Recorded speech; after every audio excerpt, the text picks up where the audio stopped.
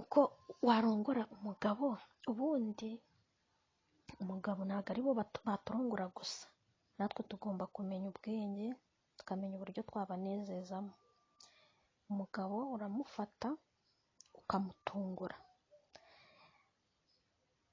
ukamujya hejuru.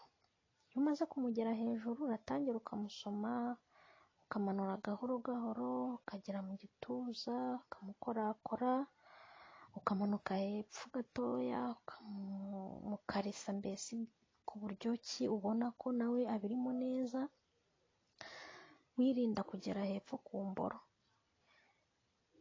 Ukamukarisa, ukamusomagura, ukamuha utubere. Noneho wabona imboro itangiye gushyukwa, nyine yatangiye gufata umurego, akaba ari bwo yigeraho.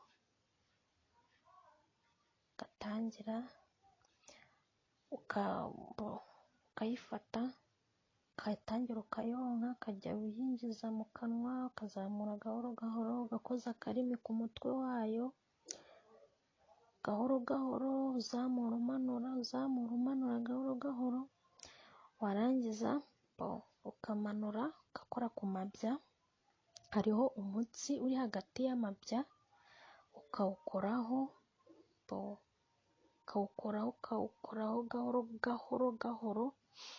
Warangiza mbese imboro yaba yatangiye gufata umurego neza, ubundi ukayifata ukayinjiza mu gitsina cyawe, ugatangira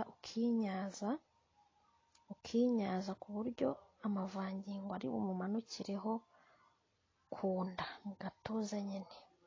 Warangiza kuyinyaza ukayinjizamo, ukajya umanuka gahoro gahoro gahoro gahoro gahoro gahoro gahoro gahoro paka arangije.